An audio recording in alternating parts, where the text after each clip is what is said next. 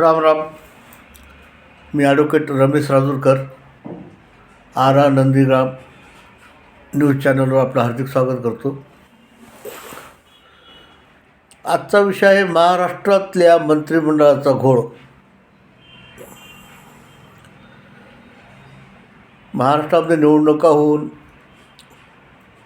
B J पीला चांगली thumping majority मिळाली आणि बी जे पीच्या सोबत जी शिंदेची शिवसेना आणि राष्ट्रवादी अजित पवार यांच्यासोबत महायुती होती. महायुतीला भरभक्कम लोकांनी मतदान करून निवडून दिलं. आज जवळपास 75 ते 80% सपोर्ट आहे आमदारांचा. विरोधी पक्ष नामशेष झाल्यासारखे आहेत आणि त्यांच्याकडे कोणत्याही प्रकारचा अजेंडा नव्हता. फक्त युतीला विरोध करणे हा एकच अजेंडा होता. विकास आघाडीकडे नेते म्हणजे मुख्यमंत्री जास्त होते, त्यामुळं कोणालाच जनतेनं मुख्यमंत्री केलं नाही. सगळे चांगले घरी बसले. ठीक आहे की किती वेळा यावं, किती वर्ष मंत्री राहावं, याला काही मर्यादा आहे. इतरही लोकांना संधी मिळाली पाहिजे ना.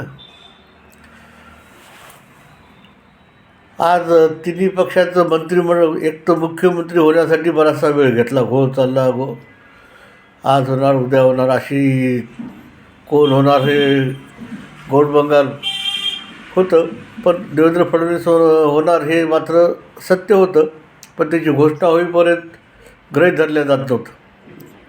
त्याच काळामध्ये एकनाथ शिंदे यांची तब्येत ठीक नाही. बरंच नाटक केलं त्यांनी. मला गृहमंत्री पाहिजे, मला चांगले खाते पाहिजेत, मलाच मुख्यमंत्री करा, अशा प्रकारचा त्यांनी बराच अभ्यास केला. त्यांनी प्रयत्न केले त्यांनी. पण भारतीय जनता पार्टीला मेजॉरिटी मिळाल्यामुळे आज त्यांचाच कोणत्याच प्रकारचा हक्क सहन केला नाही. त्यामध्ये त्यांच्यासोबत आलेले आमदार 50-60 आमदार निवडून आलेले आहेत. प्रत्येकाला मंत्री व्हायचे. आता ज्याला मंत्री केलं नाही त्यांनी नाराजी व्यक्त करायला सुरुवात केली. छगन भुजबळ नाराज, शिवतारे नाराज, अजून कोण आमदार आहेत त्यांनी आपल्या सगळ्या पदांचे राजीनामे दिले. आणि अजून एक खाते वाटप गुलदस्त्यातच आहे. आणि सगळ्या मंत्र्यांना सगळ्याच आमदारांना मंत्री करणं तर शक्य नाही आहे. जितकी आमदारांची एकूण संख्या आहे त्याच्या 30% ते 40% काहीतरी मंत्री करण्याचं एक लिमिट आहे. तर सगळ्यांना संधी द्यायची तर या तिन्ही पक्षाच्या प्रमुखांनी एक काम करावं. पहिले 2 वर्षे काही मंत्री, त्यांच्याकडून राजीनामा घेऊन पुढे 2 वर्ष काही मंत्री, आणि त्यातून राहिलेले काही मंत्री 1 वर्ष करावेत, जे 5 वर्षाचा टेन्युअर पूर्ण होऊ शकतो. म्हणजे सगळ्यांना संधी दिल्यासारखं होऊन जाईल ना मंत्री होण्याची. प्रत्येकालाच इच्छा आहे, आमदार झालो की मंत्रिपद पाहिजे, मंत्री झालो की मला मुख्यमंत्रीपद पाहिजे. ते उद्धव ठाकरे यांनी संजय राऊत म्हणत होते महाविकास आघाडीला की पहिले मुख्यमंत्रीपदाचा घोषणा करा. उद्धव ठाकरेंची फार इच्छा होती की मुख्यमंत्री होण्याची. त्यांनी जाऊन दिल्लीला सुद्धा लोटांगण प्रणाम केला. राहुल गांधी, सोनिया गांधी, मल्लिकार्जुन खरगे. पण काँग्रेसने काही त्यांना दाद दिली नाही.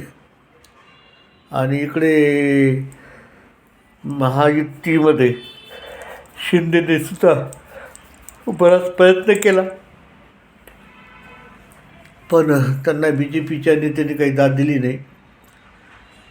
कसं तरी मंत्रिमंडळ आज घोषणा झाली आहे. अजून त्यांचा खातेवाटपाचा प्रश्न राहिलाच आहे. आता प्रश्न आहे की या ज्यांना मंत्रिपद मिळाले ते अजून कुठं कोण्या पक्षात जातील. त्यांना माहिती की सत्तेसोबत राहणं महत्त्वाचं आहे. नाही तर सत्तेसोबत नसलं तर आपल्या मतदारसंघात कोणतेच फंड्स मिळणार नाहीत. त्यामुळं ते गुपचूप का होईना शांतपणे राहण्याचा प्रयत्न करतील युतीसोबत. आणि आता सरकार उद्यापासून अधिवेशन सुरू आहे. सरकार चांगल्या जोमाने महाराष्ट्रातले सगळे प्रश्न सोडवेल. आज महाराष्ट्रामध्ये बरेच प्रश्न आहेत. मागास भागांमध्ये औद्योगिक वसाहती कारखाने उघडणे हा महत्त्वाचा प्रश्न आहे. कारण की महाराष्ट्रात बऱ्याच ठिकाणी औद्योगिक वसाहत म्हणून डिक्लेअर झालेली आहे, पण त्या ठिकाणी आज कारखाने नाही आहेत. स्थानिक लोकांना रोजगार मिळत नाही. जे युवक बेरोजगार आहेत त्यांना रोजगार मिळाला पाहिजे. अशा प्रकारची एक उद्योग खात्याने भूमिका घेऊन जे काही आता महाराष्ट्रात उद्योग कारखाने येऊ शकतील त्यांना या भागांकडे वळविणे महत्त्वाचं आहे. आज मराठवाड्यामध्ये बीड, उस्मानाबाद, लातूर, नांदेड, हिंगोली, परभणी औद्योगिक वसाहतीची फार परिस्थिती बिकट आहे. त्यामुळे स्थानिक लोकांना रोजगार काहीच नाही आहे.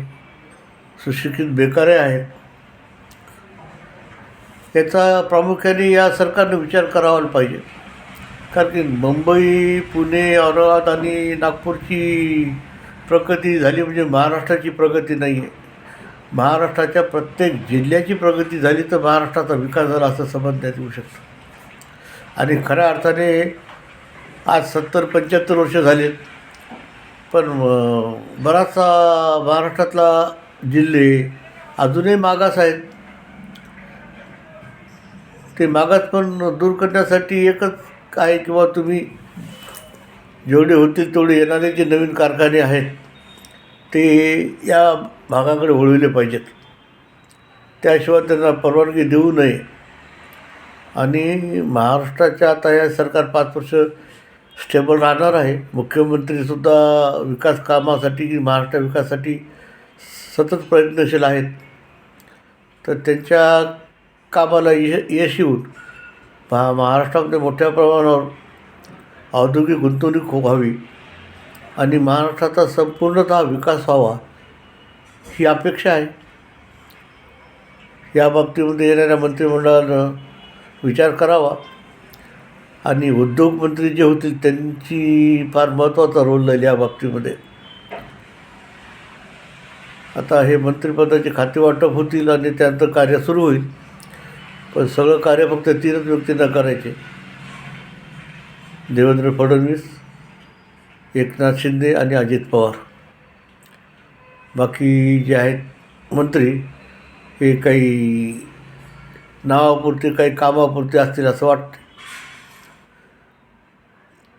पाहू अजून आपल्या पुढच्या काळामध्ये काय घटना घडतात, किती आमदार किती टिकतात, कोणतं पुन्हा काही बदल करतो आहे, कोणी राजीनामा देतो आहे, काय होतं ह्या घटना 2-3 महिन्यामध्ये आपल्याला दिसून येतील. आपण हे लक्ष ठेवू. या सरकारला काही सूचना करण्याची माझी इच्छा आहे. काही महसुली कार्यामध्ये बरेच बिल बदल, कारण बऱ्याच जनतेची कामं शासन दरबारी होतच नाही आहेत. आजही तलाठी फेरफार करत नाही आहे की जे रजिस्ट्रेशन कायद्यामध्ये बदल केलेला आहे की रजिस्ट्री झाल्यानंतर त्याची 30-40 दिवसामध्ये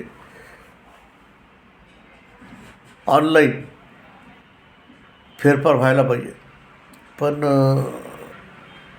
ही जी नोकरशाही आहे ही अजूनही इंग्रजासारखीच गेंड्याची कातडी पांघरलेली आहे.